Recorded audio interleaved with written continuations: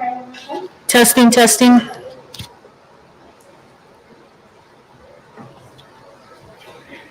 testing.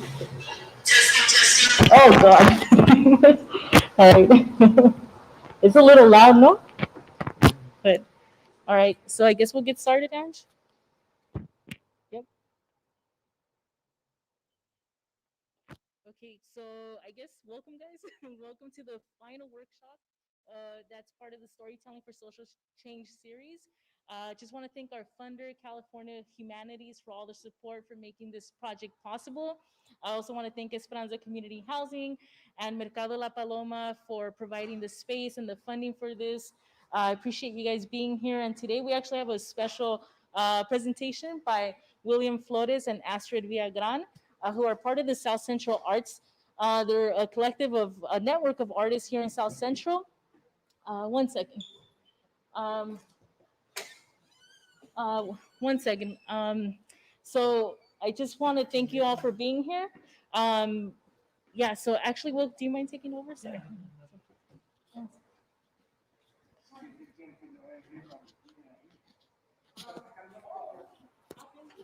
Hello, everybody. Welcome. My name again is William Giovanni Flores Diaz. I go by Will Flo. I'm the founder of the Siuth Central Arts. And just a quick introduction to the Siuth Central Arts.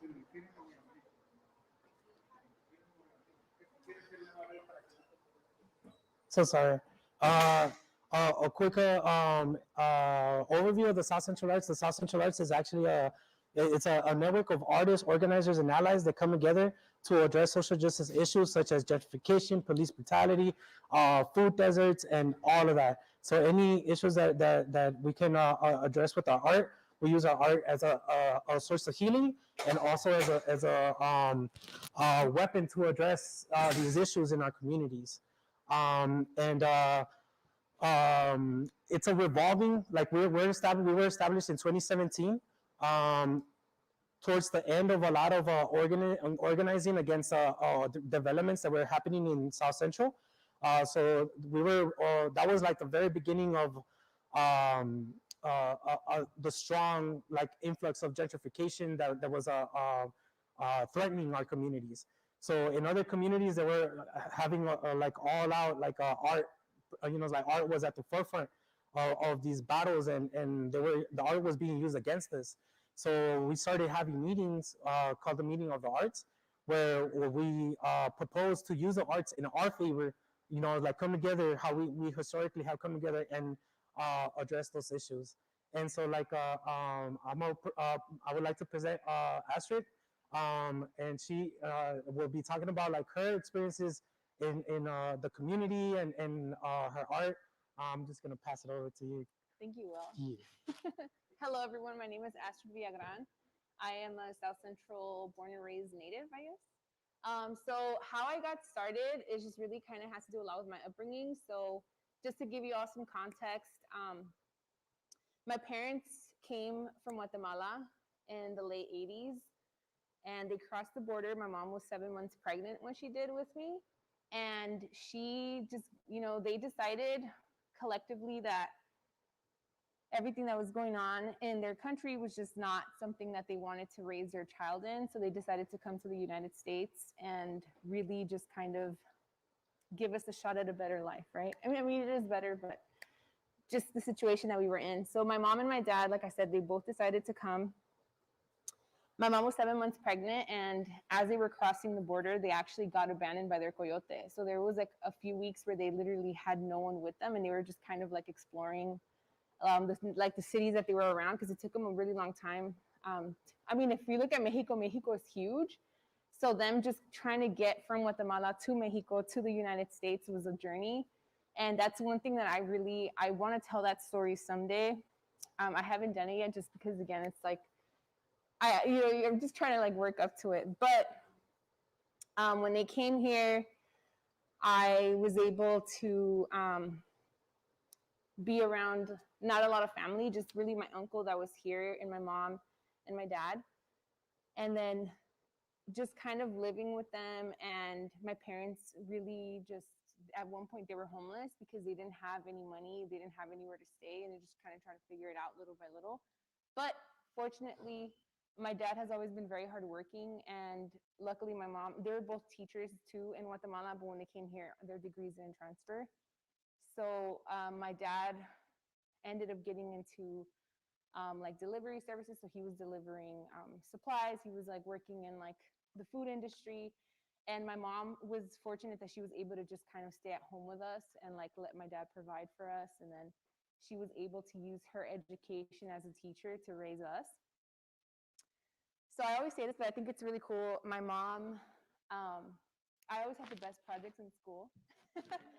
So she was just, she is amazing, and I love my mom so much. She really ingrained that like DIY thing before we even knew what DIY was, right? So like my mom, like she made everything. Like she was very good with her hands, and she would fix things. Like she tells me the story about when she was a little girl that their TV messed up, and she didn't know anything about like electricity or anything like that, but she somehow, some way, she ended up making it work. And my grandpa was a police officer, and he was just always impressed with like just how intelligent my mom is. And that's kind of like just that sense that she always ingrained in us as kids. So they had me. I was born here. I was born in Killer King, or Martin Luther King Hospital. And true. Unfortunately, yeah. You know, a lot of people have suffered with that hospital, and it's unfortunate. A lot of people have like. So, you know, everything, just this climate alone, like you have to kind of sympathize with people why they don't necessarily trust the medical system and things like that. But I was born there, and I was, like I said, I was born and raised on 80th and Hoover, and I was there until I got married. I still live in South Central, but like the outskirts. But I do miss my hood. But anyway, back to the story. So I have a total of 3 other siblings. So after me is my brother, and then my sister and my little brother. So I was the first one to do everything. I was the first one to go to school. I was the first one to learn English. I was the first one to do like all these things. But my mom and I were doing it together some way, somehow, because my dad, obviously, he was working all the time. But I was really able to just kind of like take on, my mom knows how to write in English. She knows how to speak English. She knows how to read it. And we were learning together. So as I was in preschool, she was like learning those basic words, how to like form sentences, all this stuff. And I'm grateful for that because, you know, now my mom, she's very aware of like, and my dad speaks English too, but my mom, you know, she kind of really was able to dedicate herself. So I learned English through watching Disney movies. I learned English through watching TV, and I taught it to my siblings. They learned, so we were all kind of, and now we talk in English mostly, but we still talk to our parents in Spanish just because my parents are like, you're going to speak Spanish at home and you're going to speak English at school. But it's pretty cool. So when I got to high school, my parents were like, you know what, like the high schools around here are not very good. We're going to have to send you somewhere else just because we want you to get a better education. I had graduated from middle school and I was valedictorian. So it was like this thing where it's like you have to keep kind of like doing better. You have to, and that was always like the mission that we had as a family, to like always succeed and always go forward together as a unit and push each other and always support each other. So when I got to high school, they ended up sending me to a school in the Valley. And when I went out there, I saw all the injustices that people like myself were now facing, things that maybe I wasn't necessarily aware of until I was there. And in my perspective, I feel like I was just another hood kid that kind of came into their community and just like was getting bussed out there and was taking their resources, right? And that made me a little resentful because I knew I belonged there just as much as they did. It was a way of kind of like, in a sense, getting a better education. But realistically, what ended up happening was that I was pushed out. So as I was pushed out, I ended up, you know, just getting, I mean, I was still passing my classes, but I wasn't, like, people weren't as invested in my success as they had been when I was here and I was going to school. And that really did something to me because I was upset. I was like, why is it like this? Why is all this like injustice happening to people like myself and people who are my peers, that we're all going on the school bus together. We're all taking the same ride. We're all waking up early to be there at school on time. So when it came to my senior year, I walked into my college office, and I spoke to a counselor, and I was like, okay, so how do I do this college thing? And she laughed at me, and she's like, you're not going to college. I'm talking about like a grown woman telling me that. And that, I can't describe the feeling that I got, but it was just like heartbreaking, because I let my parents down, and all these things started kind of coming back, right? My parents left their country to come here to give us a better life, and here I am at a time where I'm supposed to go to college, and I can't even do that. So I walked out of there. I walked stage. I did, what I had to do. And I was just kind of like, oh my gosh, what am I going to do now? So I ended up going to a junior college. And as I was there, it took me a really long time to graduate from college, but I explored so much. I learned about so many different things that I was like, I want to do this. I want to do that. I want to do this. I want to do that. And I think that that's a normal experience for a college student, but specifically for people who are not invested in. So a lot of people that have privilege, they have money, they have power, they have all these things. A lot of these kids are going to like all these programs so that when they get to college, they know exactly what they want to do. This is what I want to do, and this is what I'm going to do to get there. And they have that support. My parents did the best that they could, and to this day, I am so grateful for that. But also, it just kind of showed me that not everyone has the same experience. And I don't even want to speak to like people who's thankfully, in my experience, my mom was able to be there with me and like kind of help me in whatever way she could. But unfortunately, sometimes people aren't as, like, that was a privilege that I had, that my mom didn't have to work. But what about young people whose both of their parents have to work? And now, I don't know what I would have done if it would have just been me by myself, because I had my mom with me. So everything that I was doing, my mom was with me along the way. So I see that injustice too. So all these things have just led up to what I do now. So like I said, I was exploring all these things in college, and I wanted to do this and I wanted to do that. But one thing that I always came back to was technology. So my dad, although he was always working, he worked very hard. But my dad, he always had a computer. He always had like little tech stuff that he was playing with. And my dad was the only dad that I knew from all my friends that knew how to turn on a computer, that knew how to use Photoshop or some bootleg form of it. And that was pretty cool. So my dad always had a camera. So we all have like so many baby pictures, so many baby videos of us, which is kind of weird to see, but it's cool. But not a lot of my friends had that, because it's not something that like it was just kind of easily accessible. But my dad was just always playing with technology. So when I got to college, I was like, I'm going to be a lawyer. I want to be a lawyer because I want to fight for like immigration, because I saw the struggles that my parents went with the immigration system. But I always kept coming back to art and like creativity and like technology, and like how that kind of opens this, like a window to your soul, right? Like something that you want to like tell, something that you want to do. So after switching my major, I don't even know how many times, I had decided, okay, I'm going to do geography because I love earth science. I love climate. I love mapping and all this really cool stuff. And I was decided, this is what I'm going to do. And then like maybe a year or two before I graduate, I had transferred to Cal State LA. I talked to my professor and I was like, hey, you know what? I think I want to get into graphic design. And he looks at me like, what? You're crazy. Like you're almost done with this. Like, why do you want to switch? And I was like, I don't know. I just feel it in my heart. Like, I love this, but it's not what I want to do like forever. And he was like, well, don't, leave this. He's like, just stay with it. There's not a lot of women in science and all this. And I was like, okay. But I still went with it. I was like, no, like something in my heart is telling me to just switch to graphic design. So I did. And I learned a lot about like visual communication.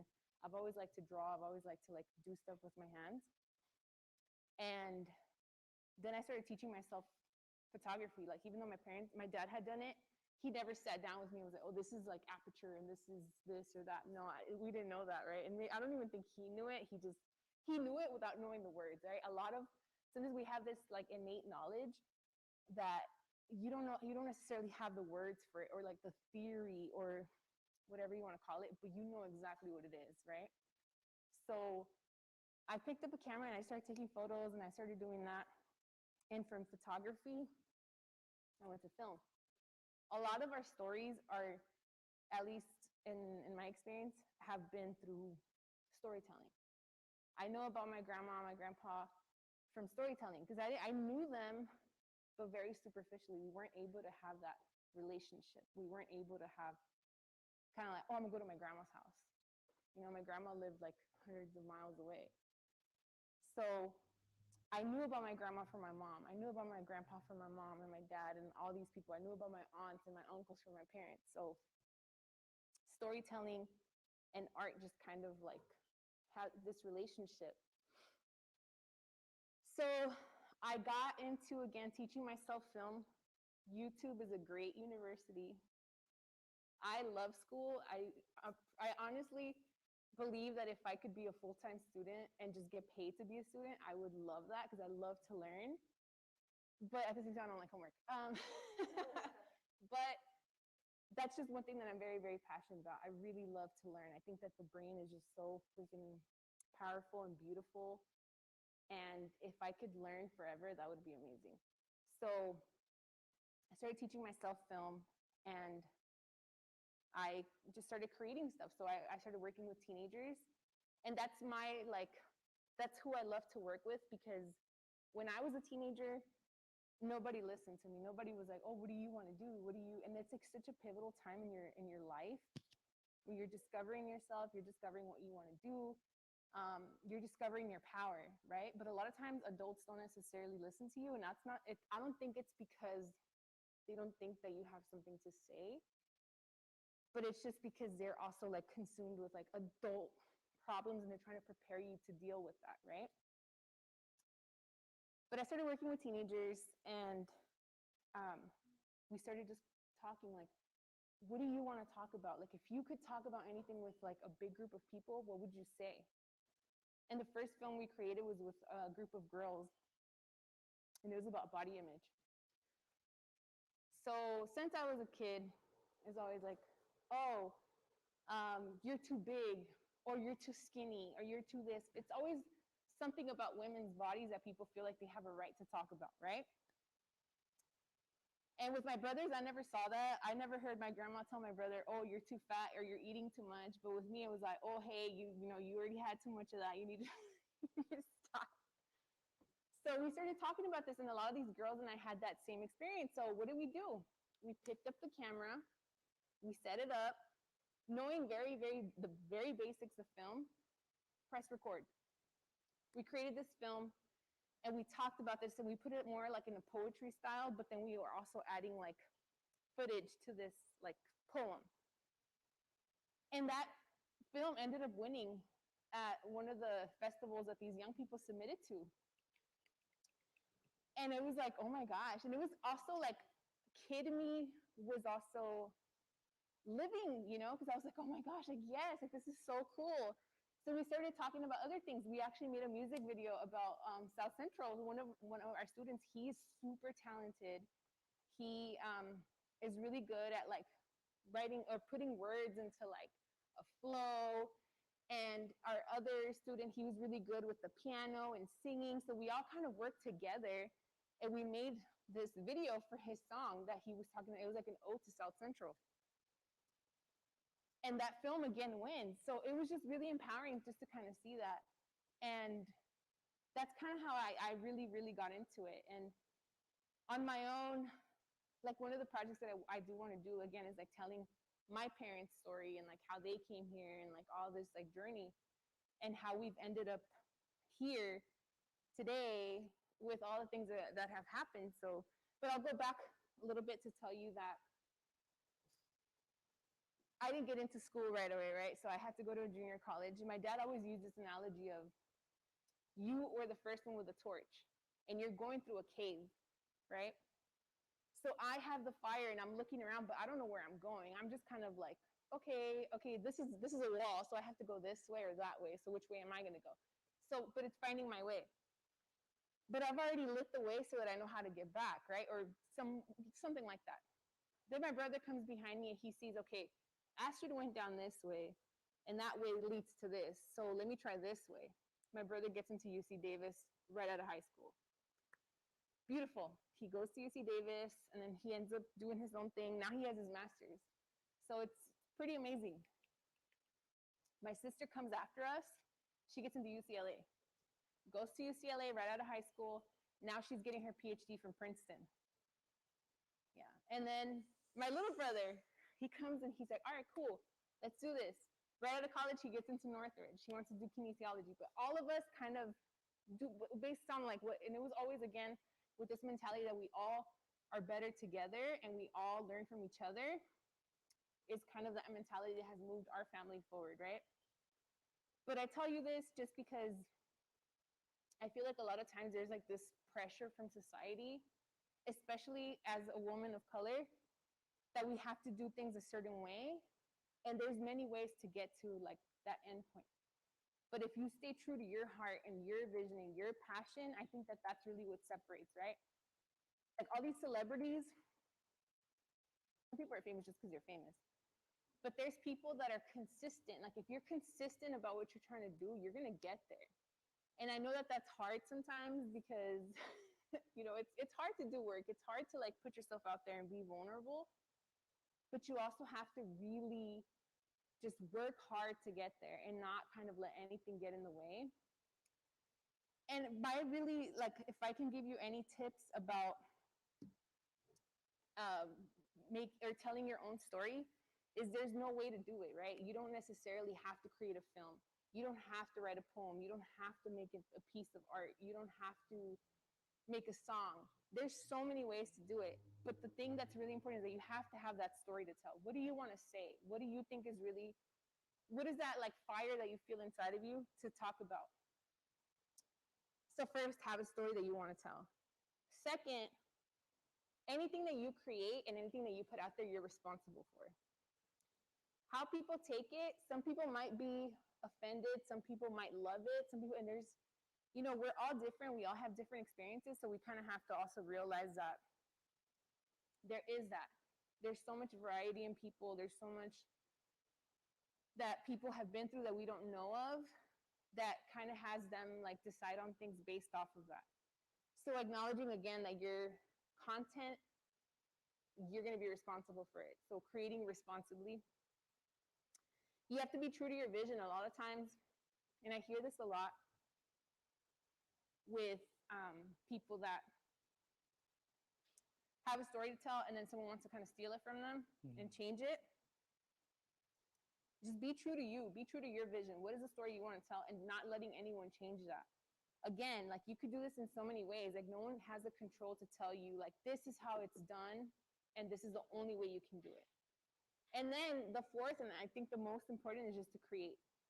Because a lot of the times, and I'll speak for myself, you get held up on, oh, I don't have the Canon 5D Mark IV with a macro lens so that I can get that one shot. And then I don't have like a ring light, or I don't have a Rode mic, or I don't have this. You're always going to put yourself, you're always going to put limits, and that's understandable again, because that's just how our brain works if you want things to be better. But if you never make that film, if you never write that poem, if you never make that piece of art, because you don't have one thing, you're holding yourself back. And you don't have to publish anything. You don't have to share anything that you're not comfortable with sharing, but you're going to learn something. And that's what I would always tell my young people. When you create something and you watch it, right? Speaking in film, because that's kind of like what I've done. When we have watched the film and we're like, okay, what did you think? And you might feel really proud of it and you're like, yeah, we did it. But then you watch it again and you're like, maybe this shot could be shot like this. I actually think if we move the camera over just like an inch or two, and if we like pulled in focus just a little bit more on this, it would be better. If you do that, you're learning. And you should always learn. You should always want to be better. But the fact that you put it out there and someone's gonna watch it or someone's gonna read it or someone's gonna see it is so powerful, because you again don't know.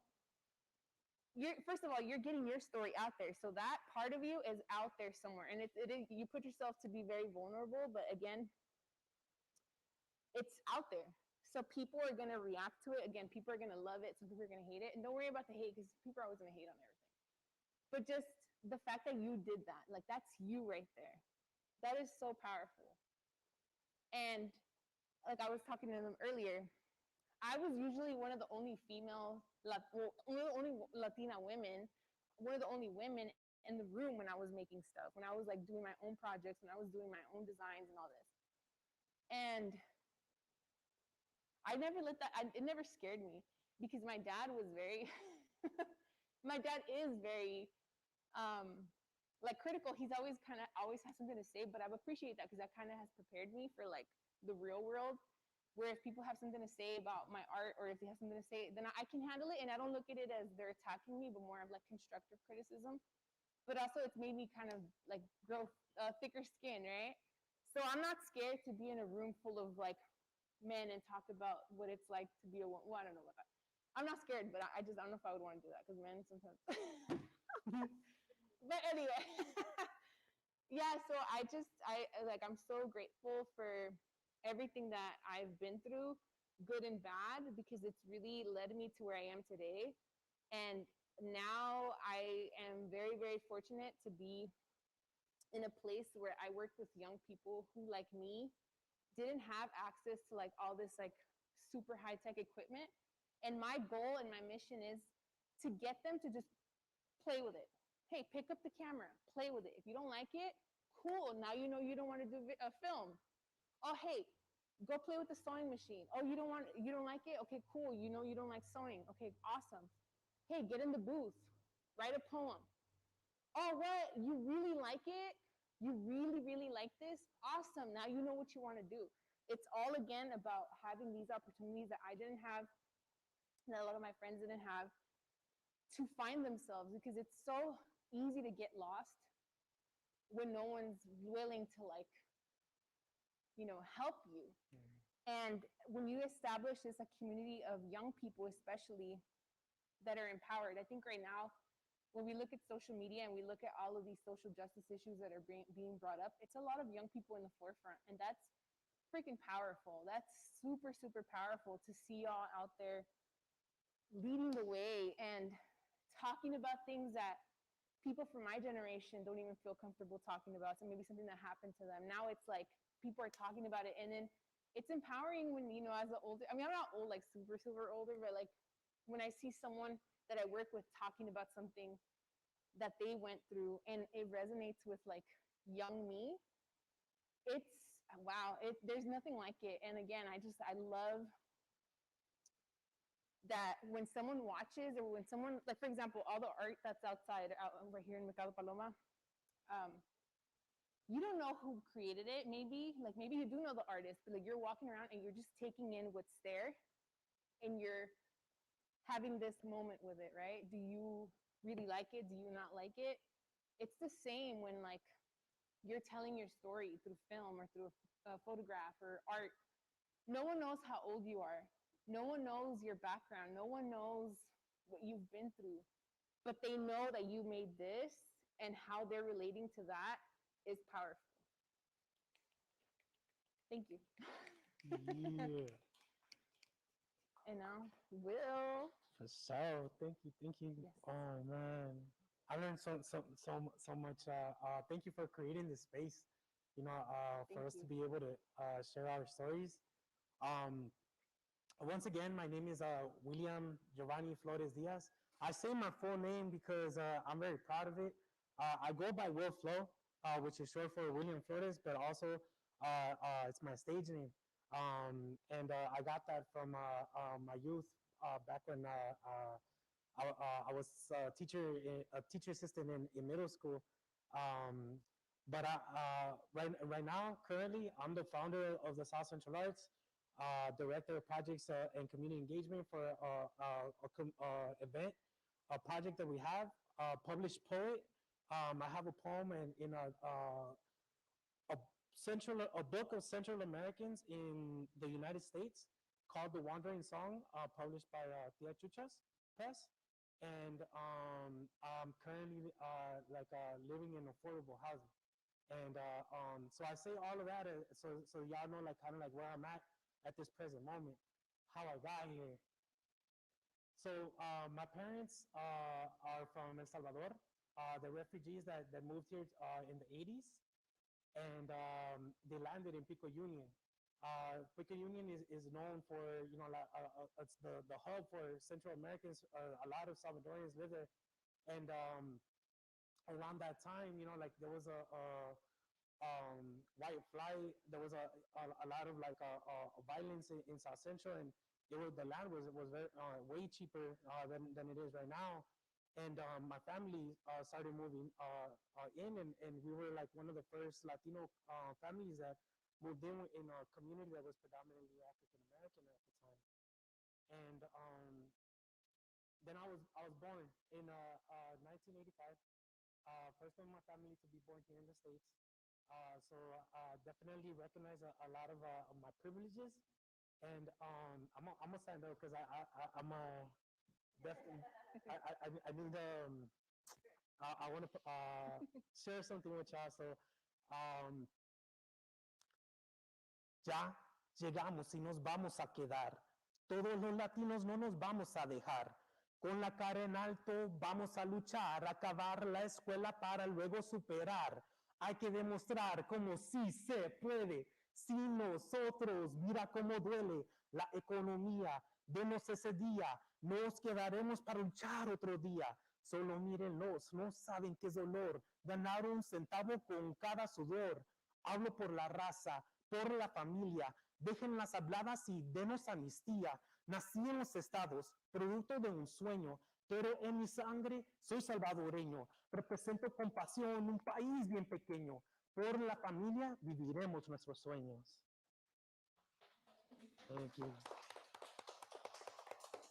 And thank you. And so, like I have in Pico Union, I was going to Montessori. In Montessori, you have like the nap time. You learn to wash your dishes. You do all these social things that prepare you for as you get older and stuff. And so from there, I left all my friends there, and I went to Flores Firestone. I went to school at Parmelee in Flores Firestone, and right there is where my art started. So I would walk home from school and sing about my day, just random songs, like I would sing about like good things and bad things. And then after that, that wasn't around the 90s, so I was barely getting introduced to Tupac, Biggie, hip hop, all of that. I was more into the love songs that my parents would listen to every Sunday morning when we would be cleaning, right? You would hear the music in the morning, we would wake up to that, and you knew you had to start cleaning and do your part, right? And so there were days where we would wake up, or we would come home from school, and we would see that big olla de frijoles, right? So la olla de frijoles. Every time that we would see the olla de frijoles, it would click that dang, we're struggling right now. Like that's all we would eat. Know what I mean? And then it's almost like the same thing with eggs. If there's eggs, but it's like you could cook eggs very different kind of way. So there's a variety of ways you could cook eggs, but eggs are still just eggs. So there was a lot of struggling that came about from in my family. My mom, she only went to school to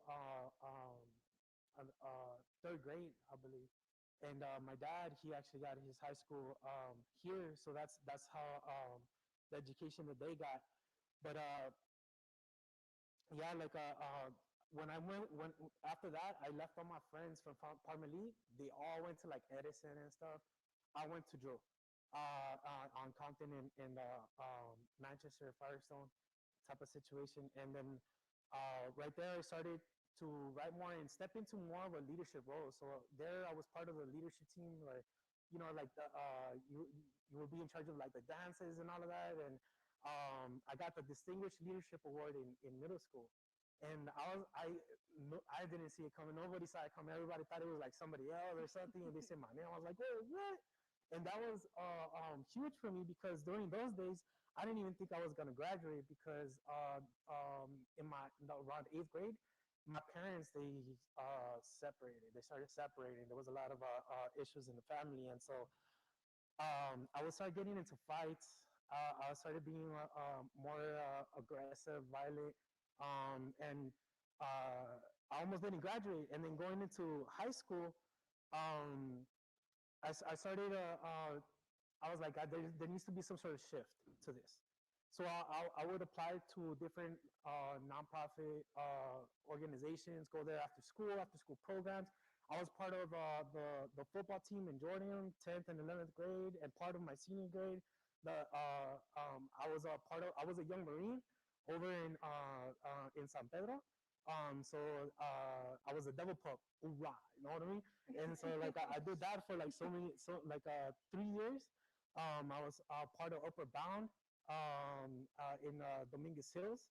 I was part of MSI, the Math and Science Immersion Program over at UCLA. I was part of Youth Opportunity Movement in Watts. But that was going into high school. So when I was going to Jordan, I even started my own after lunch club with Oya Shurels, and it was the poetry cafe. So I started getting more into writing in my high school years, and I started realizing the importance of sharing my story at a young age. Because ever since elementary, I would get chosen to read essays, or I remember reading a speech by Martin Luther King once, and I memorized the whole thing, and I was only like 8 years old or something, and so like that was a huge stepping stone for me. But then in high school, again, I almost didn't graduate. My parents were divorced. There was like so many things that I was going through at that time, from pocket checks to rumbles to like race tension, like all that stuff. And then I was part of the football team, where it was one of the only sports that was integrated racially at Jordan. So when those racial fights were fighting, here we are as football team members trying to like make peace within everybody, because it's like we work together. So it's like if we work together, then everybody else can work together. So we were part of like different, as you know, like in high school, there's like different crews and different groups and everything. So I consider myself a click hopper. I would kick it with, like the paisas, the cheerleading group, the book club, and then my club, poetry club, the circles. Like all of these groups that were in high school. Like I would just kick it with everybody.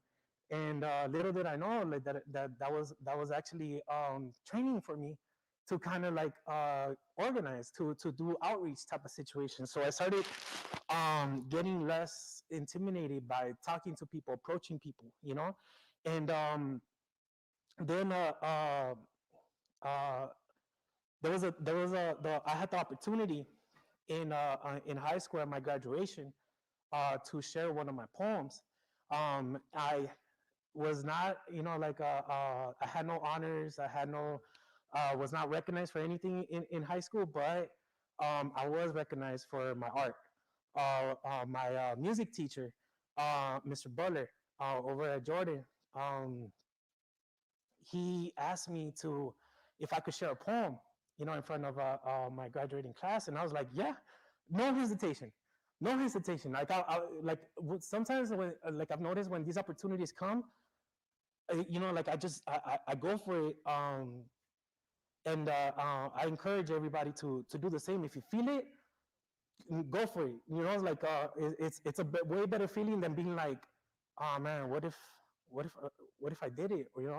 So definitely challenging that. And the poem that I wrote was Us Versus the World, and it goes: in the face of adversity, we will show integrity and devote our powers to fight disparity. We won't give up. We'll follow through and show the world what we can do. And with all the powers that we possess, we will show no remorse and will gain no stress because we're unbeatable, inconceivable, courageous intellectuals that are unbelievable. And for those who said that we couldn't do it, for those who said that it couldn't be done, look at us now, we stand as a unit. Look at us now, we stand as one. And then the chorus started singing their song like right on cue. And I was like, oh my God, I can't believe I said that. I was like all like emotional. Crowd was it was a packed house, you know, because it was graduation and it was at LA Trade Tech. It was so cool, and so that really propelled me to like do presentations and stand in front of crowds and do share my art and tell my story through my art in front of other people, right? And so after that, I ended up going to Marymount College. It's a private school in Palos Verdes. It's now it's a 4-year school, but it used to be a 2-year school. And what happened there is I went through a lot of shell shock. The majority of the people that were going to school did not look like me. It was difficult for me to find my niche. So like my niche became Latinos Unidos, which was a group over at Marymount, and also BSU, which is the Black Student Union. But then they changed their name to Brothers and Sisters United because they noticed that it was black and brown, you know, like in both, you know. And so like we would go support each other, and I was doing so good there. It was crazy. My first year was first part of the semester was a struggle. The second semester, I picked it up and I actually got the Freshman of the Year award. So I was Freshman of the Year award and at a school that I didn't feel that I was like prepared to go to, and surrounded by people that I did not have a lot of like things in common with. And just like Astrid, you know, I started noticing, you know, it's like all the good things that are in those communities that were lacking in my community. And so like so much so that when I would go to my community for the first time, I believe for the first time, I really I felt a little scared. You know, like I was raised in Siuth Central, so like everything, all of that stuff was normal. But then 2 years of being aware, you know, it's like in another community, kind of like brought another perspective of it. Like I started noticing, like, oh yeah, I do lock my doors almost all the time. Oh yeah, I do look around my shoulder almost all the time. Oh yeah, the cops. You know, like and so like all of these things I started to notice the differences, and I was like, dang man, like I need to really step it up and do something about this. And but in college, I was actually set on academic probation. The first time was because I did not have the grades. I had a C minus, and I couldn't have a C minus. And the semester after that was because I didn't have enough credits. And then, so they gave me the boot. But when I went to other schools, they were like, oh, you can fight it. But I was so discouraged, you know, I was like, and I couldn't even go home. So that's the first time that I actually became homeless. I was staying over at Rosa Park Station for like a good bit. And one of my friends took me in. And but we weren't going on the right path. You know, like it wasn't a positive route. If anything, we were hurting the community. You know, so I was like, I can't do this. You know, like I called my mom. I asked her for forgiveness. She took me back in. I got this job over at Lennox Middle School, being a teacher assistant.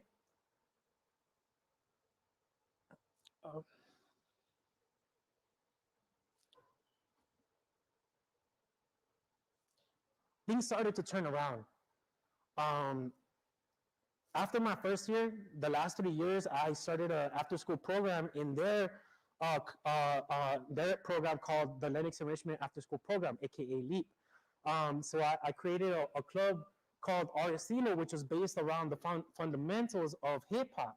So I just created a space. It started off with me teaching them literature, poetry, storytelling. But some of them, they wanted to do, you know, like they were doing graffiti. And so when I asked them, hey, what are you doing? they got all scared. Oh my God, they got all scared. And they were like, no, mister. I was like it made me feel bad about asking them because like when I saw it, I was like, oh, that's nice. That's really good. I really like that. Can you teach me how to do that? And that surprised them, like, and so like, I was like, can you teach each other how to do that? Can you teach others how to do that? And so we started having workshops where the youth would like teach their skills to like other youth. So then we had different departments in the after school program. So we would have the beatboxers over there. I brought a mixer with microphones and headphones because they could get loud. And so like I had a section for them over there. I had a section for the graffiti artists where we had paper and markers and things and utensils that were not allowed in school during the regular school days. And so like one of my asks was like, you're more than welcome to use everything that we have access to. Just do not carry this in carry any kind of like that type of stuff in school because we don't want you to get in trouble. And also if you get caught for tagging, you're no longer going to be part of the program. I am really sorry. So I was really strict about those rules. And so like everybody respected those rules. But there was even a time where it was difficult to get the buy-in from the school at first because people were really against it. It's like, oh, graffiti, that's vandalism. So I started to teach my youth that there was a difference between graffiti as an art and tagging as vandalism. So it's like, and even tagging could still be something positive because the history of hip hop, it's like it got criminalized but they forget to look at the root cause of hip hop. It's like people wanted art. People who lived in a place where they had no access to art. People needed to heal, to express themselves, to be known. That's me. That's my placa. That's my name. That's my, like my group and all of that. It's like, and then it started getting this negative stigma and all, like gangs start getting a bad rep. And so like I wanted to change that. I wanted to create a space where the youth saw this. This is just like calligraphy. It's like graffiti, like words and lettering and images, can be positive. So like there was this one time where one of my youth, she used graffiti art in one of her projects. And she came once to, she's very energetic, always happy. And she came to the club one day with her head down, very quiet. I was like, something's going on. Like, what happened? And she told me that her teacher had given her an F for the project that she did because she used bubble letters for the title of her project. And I was like, nah, like this can't happen. So I advocated for her. I went up to the professor, to the teacher, and I told him like, look, this is what I'm teaching in class. This is the way that I'm teaching it. If there's any issues with that, it's like let me know. Because I can better explain it to you in a different kind of way. And so like we started to get the support from the teachers after that. She changed her grade to an A because that's what it deserved. And she was so happy. Right now, that student, she's a music therapist. She graduated.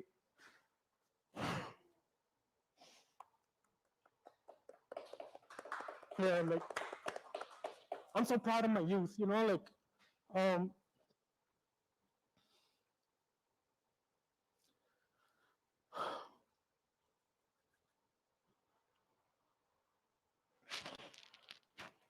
so Aristilo, this is what Aristilo stands for. R is for respect. Give it and you'll get. Then we have an S because we're ready for success. After that, a T for the teamwork that you see. But none of that is possible without integrity. So please don't try to lie, because here it doesn't fly.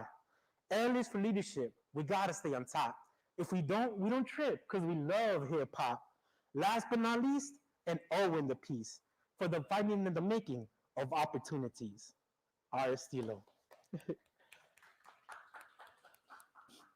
And then, so this is like the history that has led to like nowadays to my organizing.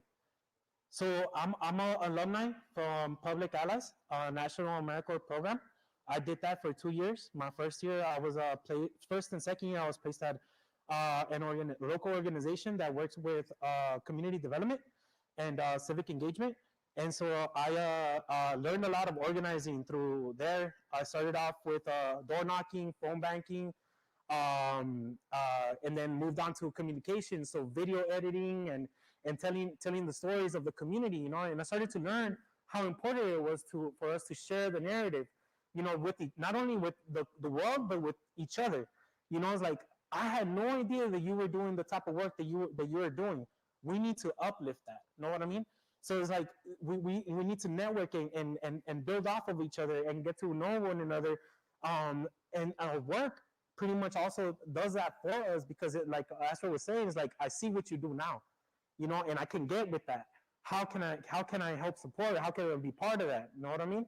So I also got some training at LA Trade Tech with the community planning program. And as I said before, you know, I went to Marymount College to start my education. You know, I was like, I didn't finish it. Then, but now, last year, actually, I completed all the units that I needed to get my AA. And so now I just need to go back to LA Trade Tech and finish the process. So now I'm a BO person with a degree. So, thank you. And the community planning program really like taught me a lot of organizing and those detailed like things that go behind the scenes that people do not see. You know, like all the work that happens, you know, like in the background to make sure that a project comes into fruition, that an event actually happens, that, you know, a meeting, you know, is fruitful. You know, it's like there's a lot of preparing, from agenda setting to outreach to, you know, feet on the ground, to the development of flyers, to the creation of videos, of storytelling, like afterwards, to, you know, it's like saying your thank yous to the people that came through, to all of that, you know. So like I did a lot of work here in South Central, and I'm very, you know, it's like happy, you know, like to finally bring be part of a project that is so huge in South Central, which is the Green Alleyways Network. And so like there's a lot of grassroots niches in South Central, like that are community known, but not necessarily publicly known, you know. So there's I started to learn that, like, if you want to make a difference, you can choose to just complain or be quick to find a noun that can be targeted for blame. But these are not solutions that'll fix the current state.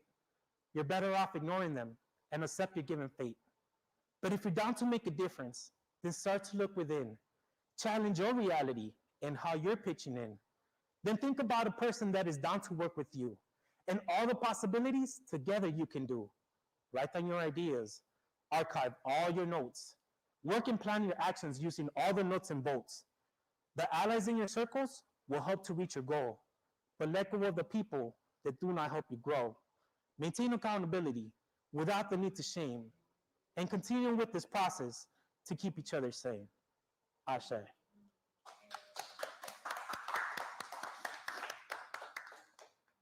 And so that brings me to the present. You know, like I'm so glad Daniel is here. Is that Daniel? Yeah, I almost didn't recognize you because you feel me.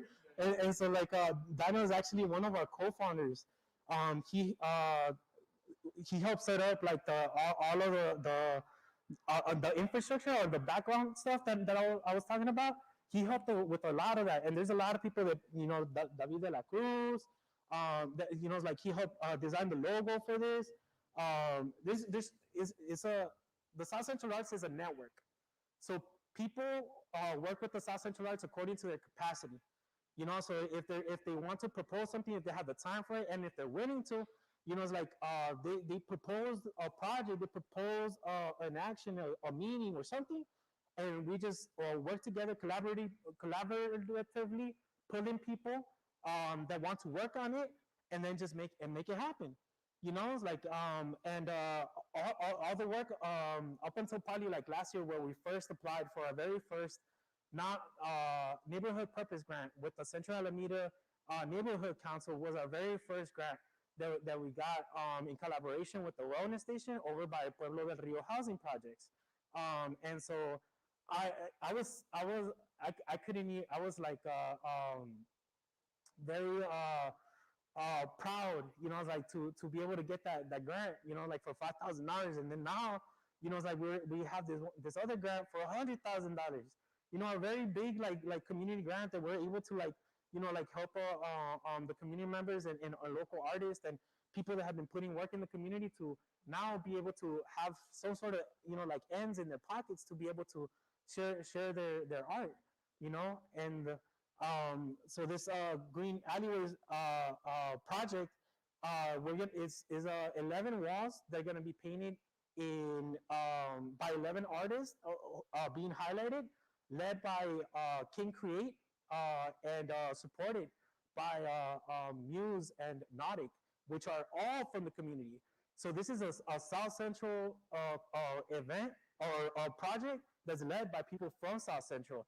And then the 11 artists that we provided a stipend for went through a process of an application. We graded their art as well, and then also we gave extra points to local artists and their connection to the community, so that we could uplift the local artists. And yeah, yes.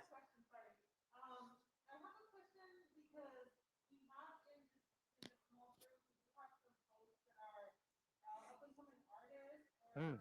People that are artists that don't dare call themselves artists, right? Mm. So can you share a little bit, or I don't know if anybody has questions specifically, but I'm asking for the young people that I know that are in this room that are starting out, like, how do you dare to call yourself an artist? How do you dare to start making a living from your art form? Because I think that's also important. Like, it is important for us to continually push our stories and our narratives, but then we also need to live and be built and do all those things. So how do you dare to call yourself an artist, and how do you start making money off of your dream? Right. So my response would be, I feel that we're all artists in some sort of way or capacity. We in our community, we have been conditioned, to like not carry on that title, but historically, even generationally, artesanía, construction, like in college they call it like developmental architecture or something, it's like, but the people that build that, it's like are people with art that look like us, like with their hands, so there's a lot of history, it's like retained in our bodies that come from people that it's like practice art. So even if it's like sometimes we feel like, oh dang, I can't do this, I don't know how to dance, I don't know how to sing, I can't play an instrument, it's like a lot of that stems from the lack of opportunities, so if you're not surrounded by opportunity, if you don't have a piano there, you'll never know if you like the piano, like if you don't have the camera there available, you don't know whether you're gonna want to like it or take pictures. If you're not exposed to these opportunities, then it's like you're not gonna find the avenue. It's like but I want to say that it's like a lot of people here in Siuth Central are resilient, and we find ways to like still, because we understand the need for this art. We heal through this art. Sometimes we don't even share our art because like so important and so dear to us. Like we're creating something. So I want to encourage y'all. It's like dare to call yourself an artist. Dare to call yourself a creator. Dare to call yourself a maker. It's like because we all have the power to be able to do that, and if not, we have the power to influence. So if you're not directly involved in a project, if you're not directly involved with your hands doing something, you can give your input. So and for these walls, for example, we're asking the community for their input. What would you like to see reflected on the walls? It's like you've lived through Siuth Central, you've walked through Siuth Central, there's things that you love. We're surrounded by a lot of negativity, but we have to hold dear to those positive things that encourage us. So yeah, that's my response to that. I don't know if you want to Shaman, Yeah. on that response? I would say, how dare you not call yourself an artist? Like, for sure. I think if you feel it, if you're making art, if you're using your talents one way or another, you are an artist. So you shouldn't be afraid of that, because imposter syndrome is real. And if you let it get to you, if you let it set in and kind of inhibit you, you're not going to like allow yourself to grow. So call yourself an artist. I mean, if it's something that you're kind of having a hard time with, find a mentor, find an adult that believes in you, find people who believe in you. How you make money. Let's say if you can't necessarily start, I mean, obviously, like when I was a kid, my friends didn't have money. How are they going to pay me when they wanted me to draw something? But maybe it was an exchange of services, like, or maybe you have something that I want. Let's trade. And you're practicing your craft. You're, doing all this. When you start getting better at photography, hey, guess what? Your Theo's party's coming up, and they need someone to be on Facebook Live or someone to like start taking photos. Volunteer yourself for it. Like at first, maybe you won't necessarily make money, but also don't allow yourself to only work for exposure. Make sure that you're monetizing your skills, because people will take advantage of that too. So when you're learning, when you're first starting to like hone in on your craft, exchange of services, or maybe like they can like hook you up with something that you want, if they don't want to pay you. But also don't sell yourself short. That's one thing for sure, because I feel like people will take advantage of that. If you do something for free for them, then they're going to be like, oh yeah, Astrid's going to do it, she's going to help us out. And in some cases, of course, you're going to do like pro bono stuff if you're doing something that you're very passionate about and you want to help. Like if, for example, there's an organization that needs something, but they can't necessarily pay you, and you will weigh those options as they come, and whatever, again, feels right in your heart, and you put yourself in those situations. But also, there's so many avenues now where you can make money off of your art. There's Etsy, there's like shops that you can put yourself at, like Mercado Paloma. Like sometimes they have events or they have like young people and artists and people come out and sell their art. And it's scary to put yourself out there, but at the same time, all you need is just your skill. That's all you need. Just all that and believing in yourself. If you believe in yourself, people are going to believe in you. But if you don't believe in yourself, then people are not going to believe in you, because that's kind of, they're going to see right through that. Truth be told, you never know when life will start to change. It seems to be in order, then it starts to rearrange. And that's okay, because we can always readapt, changing our perception like the changing of a hat. A passion can empower us for perpetuity. It can make us happy in a world of misery. Many think it's big, but it could also be so small. Don't complicate it. It's so simple. Be yourself. It's all. If we stick to something that we truly love to do, I know that we'll get better at whatever it is we do. We can undertake all the obstacles that come. If we do it with a passion, we might just have some fun. So when you find a passion that will help you to be you, hold it, love it, nurture it, and watch a dream come true. For when you follow with a passion that knows no boundaries, you can lead with fortitude a better life story. Life passion. Any other questions? Thank y'all so much for this time, and I really hope like that y'all share your stories. However like your art or you're able to do it. Like whatever media or means. Some of my best stuff comes when I just wake up in the middle of the night. I grab a pen and whatever piece of paper that I can get, and I just start writing sometimes. And some of those they're like my favorite like pieces. Were you gonna say something? No.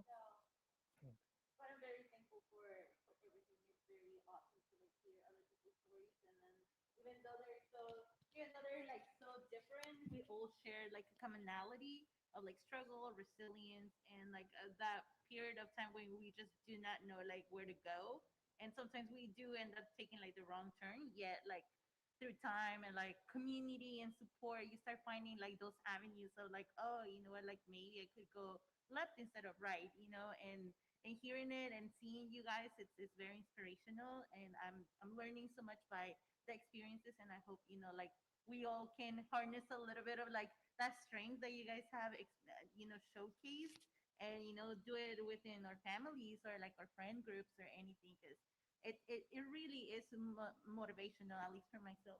I think all of us can feel like the enthusiasm and like the spirit that you guys are sharing your stories with, and it's very empowering. So thank you for that. Thank you. Anybody else would like to share or any questions? I just have a question for the audience. Like, what are some of the mediums that you guys are exploring? Sorry. So just a question for the group here. Like, what are the mediums, like art mediums, if any, that you guys are exploring, that you're into, just so that we know, get to know you guys, if any. Anybody want to share? So I like to write. So I like to write like articles and stuff. That's really me. That's what I'm going to school for journalism. So I love writing articles about my community. So I focus a lot on like social justice issues that go on around me and just exposing that. I also love filmmaking. I love documentary filmmaking. So I also, explore that and have made like several films, whether for class projects or outside for like other organizations that I've worked for in the past. So those are some of the art mediums that I explore. And yeah. Awesome. That's beautiful. I would suggest too, like with something like that, with journalism or with like if you're trying to get into something and you're studying, a lot of adults that are already in the field, it's going to resonate with them because they've been where you've been and they've been at some point in their life, like at the beginning stages. So I would suggest looking for mentors. Mentors to me are super important because they're going to help you and they've already kind of made mistakes. So they're going to like teach you kind of how to avoid them. But also, it's just going to connect you and it'll teach you a lot about what you really want to talk, because journalism is this huge field. Documentary filmmaking is huge even in itself, right? We think, oh, documentary filming, there's like documentaries about people that focus specifically on music, people that focus specifically on like historical figures, like, but it's just looking for someone that can help guide you, like, and that they can help kind of, and if there's any opportunities, like once you're out of school, um they help place you into these positions that will like get you that job that you want or get you those projects that you want to work on. Go ahead. Oh, and then also, like I was gonna say, you have two great media people here, and then Angelica as well now. You know, it's like so it's like all these people that you're surrounded, you know, like with are great resources, and I'll share it after. So for me, I studied jazz guitar at Fullerton College. And however, like in middle school, when I was a kid, uh, uh, I used to draw a lot, and I like stopped drawing once I like picked up a guitar. So like, and then last year during we were all quarantined, right? I was like, just needed some new outlet, and it wasn't music, and it didn't have to be music. So I just started sketching again. So I'm like exploring like the visual art side of things again. And it's like, and it feels really good. So I'm just like, I brought my sketchbook. I brought my sketchbook just in case. I'm like, if there's something that inspires me to sit, like. And even as Will was talking right now, I was like, I want to pull my sketchbook out and just like start sketching them, you know. But that, and also I agree that sometimes it's very difficult to call yourself an artist, even for myself. Like, even though like I've had the opportunity to play in some really awesome venues. Like I think I was able to play at the Nokia Theater once. So like but even then I'm just like I don't like it's difficult sometimes to call myself like a musician since I'm not like actively like playing gigs, actively like going out and playing shows. So I'm like, yes, like I can play the guitar, you know. And then now that I'm exploring, so right now I'm like, okay, I'm embracing the word creative. I'm a creative because I like it's like everything, a little bit of everything, because I do mosaics, I do like a lot of other things, and I've even been thinking about doing jewelry, like doing a casting, doing metal work, and like doing a mosaic like jewelry. So like things inspire you. That's So awesome. just a little bit of everything, yeah. Yeah, I can definitely relate with that. A lot of times I don't consider myself an artist, and I feel that the reason because that why that is because like you said, like I don't feel like I'm actively creating a specific type of art because I feel like I consider myself more of a creative, like you said, because I love doing anything that's just putting my emotions, my thoughts, just or like my visual ideas in my head like to life, whether that be painting, drawing, um, I don't know, like revamping clothing, doing makeup. Like I just love to create. And all my life I've loved to create. Like you said, like I've always been really creative. In school I always had the best projects because my dad and me would like get together and Yeah. make like crazy projects out of like pizza boxes and stuff. Like I've always been super creative and I love it so much. And yeah, definitely, I related with a lot with what you guys said. And thank you so much for expressing everything. And yeah, it's definitely making me want to go back to like art and like going back to that because I know in a lot of our families, like art is kind of pushed away because it's thought, oh, well, how are you going to make money? Yes, yes, you love that. That's great. But like, that's a hobby. What are you going to do to make money, you know? And I definitely want to go back to that and explore what that can give me in life or what outcome it could give me. So thank you. Yeah. Thank you both for bringing that up actually because that makes me think right now I actually because of the pandemic a lot of the workshops that I was doing were virtual so I didn't have that like or even the means to really get out there and create because especially right now we were just talking about this earlier but I feel like the pandemic has made me a lot more scared of things that I wasn't scared of before. So before, yeah, I was, cleaning my hands and like just disinfecting. And now it's like on hyperdrive. And if I hear someone coughing, I'm like, I feel, and I'm sure that there's people that are going to be studying this for years and years to come about how the pandemic has affected us, like our trauma, because even this is like a huge, trigger sometimes, like trauma. We hear someone cough, like you can't, and you don't even automatically think, oh, they're just coughing. Like you're just like, oh my gosh, it's COVID. I'm going to catch COVID. It's really scary. But back to what I was going to say is that a lot of the times we think, again, that we have to monetize our art. And sometimes it doesn't even have to be about that. Because let me tell you, there's people that are able to not work and create art, but their bills are paid and all of that. And unfortunately, not all of us have that luxury. And a lot of us have to go out and work. But because you are artistically inclined and you want to actually create, that's perfect. You are an artist. You are doing this. You're just not also making, or you're not saying like, you're not making it your job.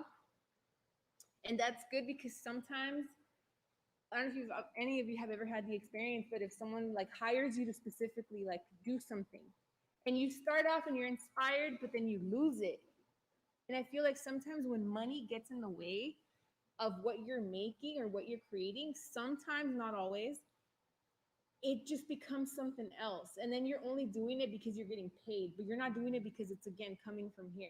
You're only doing it because, oh, I'm going to get money. But again, be careful with that, like, dynamic, because sometimes you will take jobs on because it's bringing you money, but you won't enjoy it and you're not going to put your best self forward. Like, you really make sure that you, like, again, your heart is in it. And if you gotta create something because you gotta pay rent, do it, but don't make it a habit, I would say, to like always want to monetize it, because I feel like that's when you get into this like gray area where you're not always going to do your best work, and then you always want to put your best foot forward. You want, if your name is attached to something, you want it to be amazing. Like, I think it's great because I'm not just like, oh, I only do film.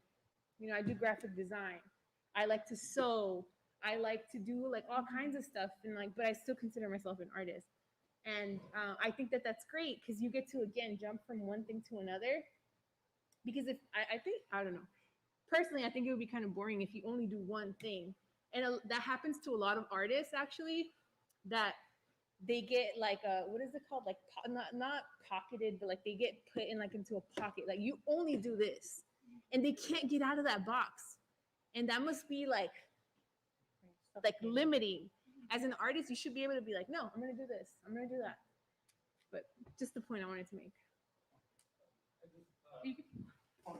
Sorry. No, it's all good. I just no, I just wanted to share that like in music, I think like that's actually one of the reasons why I stopped playing and then stopped like being a musician and start because I realized that like in order for me to make money, like you definitely have to create like an identity. And usually that identity only becomes one identity. And for the rest of your life, like if you have a great hit or like your style of music, you have to continue that identity like because that's what like brought you your money like you know all of that or like your like the genre of music and for someone like me like I listen to and I play all these different styles. I have electric guitars, I have acoustic guitars, I love jazz, I like funk, I like R&B, I like so I like to play whatever inspires me. And so like morphing it into a singular thing has always been so difficult to like to do. And I think so and I'm just sharing that just because yeah, it's like one of those challenges of figuring out how to monetize yourself or how to like, you know, how to create, how to develop, uh, be able to make a living from your art. And it's definitely, I mean, I'm sharing it as well, I guess, like, is one of the reasons why I stepped away from, like, say, pursuing a career in music, because a career in music is also very challenging. And yeah, yeah, that's all. But so visual arts at the moment are very inspirational. Yeah. Yeah, like for me, I think I resonate so much with like we don't have the luxury of, like many of us have parents that like have work or that they're going to their like 60s, 70s, 80s, and then you are gonna be the person that becomes like that support for them, and it's so hard to stop thinking about like I cannot go a month without making X amount of money because then that means that there is no food, no shelter, or anything. But definitely I have been debating this idea for a while, and one of my econ professors, he was like, you got to do what you got to do to like keep that roof over your head, and if that means that for the time being you have to do that 9 to 5, well, go do it. But don't forget like all the passion that's within you, so then whenever you have the opportunity of like being able to take a break or start doing like part-times or anything, then you can go back to that route that makes you.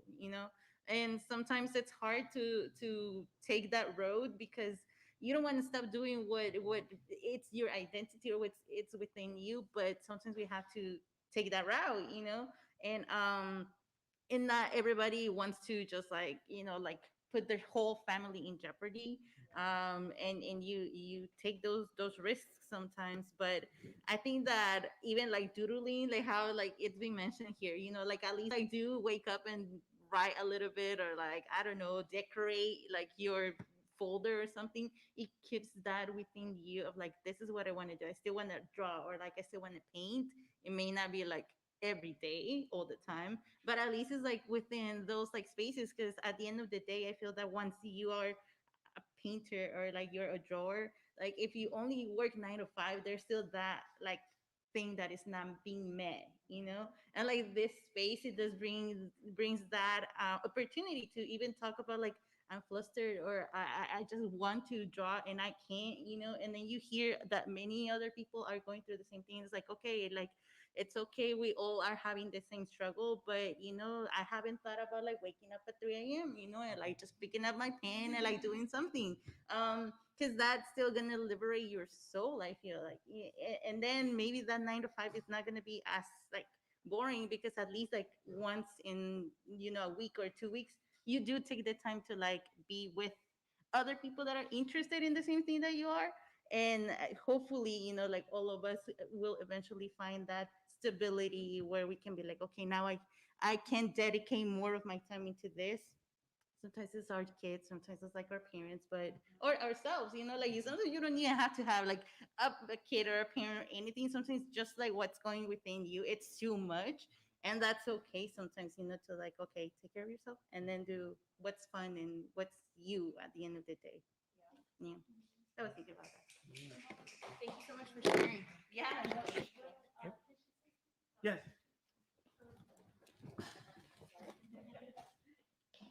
So I just want to add to what everybody is saying, and knowing who's in the room, knowing that we have immigrants and children of immigrants in the room, fighting for your art is revolutionary. Okay, 100%. fighting for your art form is revolutionary because we're having to create these spaces for us to talk about it and have it be okay. And like we said, other folks that are not immigrants or children of immigrants don't have that struggle. Some do, but a lot don't, right? And I feel like it's a form of, it's revolutionary for you to stand up for your artwork and for you to push for it because of who you are. And we take it for granted, I think, because we associate with people like us, and we kind of forget that the world, we're not represented in the world outside of these walls sometimes. And so pushing for that representation, that's revolutionary. So I really hope that as young people, the young people that are here, that you do lean toward anybody who has come to the workshops. We had several other people come and give workshops.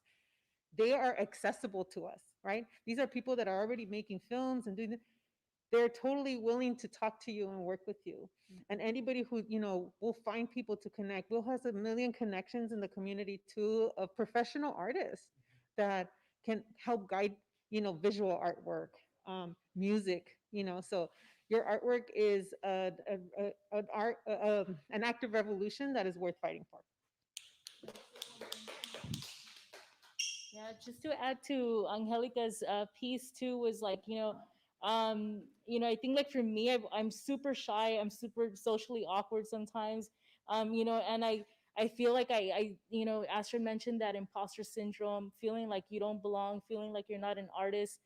And we're very fortunate that we have like people here in Mercado who, for example, Yadira, who's always just like believed in me, who's asked me to do art, even the exhibit that's out in the walls. We were actually not gonna do it, she had approached me about doing that exhibit, and somebody was like, "Oh, you know what? Let me recommend this other artist. He's like an established artist." And I was like, what the, like here's this woman trying to offer me, a girl from the hood, a queer woman, from the hood, an opportunity, and here's somebody stepping in and saying like, "No, you should give it to this dude who's established." And I got so hurt, and I went home and I was all like, damn, I'm not an artist. I don't see myself as an artist. And then I was like, you know what? Screw that. I'm going to push back. And so I told Yadira, hey, Yadira, like, I'm totally down. I'm totally down. We could do it. I didn't even know how the hell we were going to do it, but I was just like, we're just going to do it. And so I feel like it's about being your biggest cheerleader. Even as somebody who's like super shy, I was just like, hell no, I got to push for myself. I got to push to have people who look like me be on these walls. And so I just want you guys to know, like, yeah, be your biggest cheerleader, but also know that this is a space that really, we're really about investing in emerging artists, and, however we can support each other. Like, I think, yeah, this is our little space. We're making more community here. So just want to share that. I also want to share that I volunteer at KPFK with a radio station called or radio group called Soul Rebel Radio. We air every Friday at 7 o'clock, and we provide spaces for the. It's meant for the youth to be able to like have access to the studio, to have access to this equipment. So we're always looking for volunteers. I go every Wednesday. I'm there like from 8:30 to like sometimes 12.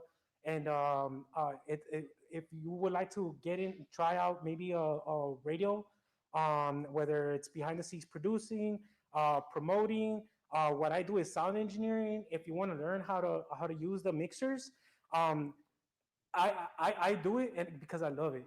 I enjoy it, and I love teaching people. I'm all of us at the Sober Radio are all volunteers, so none of us are getting paid for that as well. It's like, so if it's something that you would like to like try out, maybe come one day or check out one of our meetings that we have usually on Sundays. You're more than welcome to come. Check out Sober Radio on Instagram, or send us a message. Also with the Siuth Central Arts, we're on Instagram as well at the Siuth Central Arts. And yeah, like I'll end it with this or with this poem that resonated after what was shared. And it goes, I hope you have a dream that you want to make come true. If you do, don't let go. Let it guide and put you through. Life is hard with living when it hurts to look ahead. be stuck in a routine that can barely pay the rent. Month after month, and the bills keep rolling in. The tide is always rising, and I don't know how to swim. I start to lose my patience and begin to lose my mind. A day seems like a second when you're running out of time.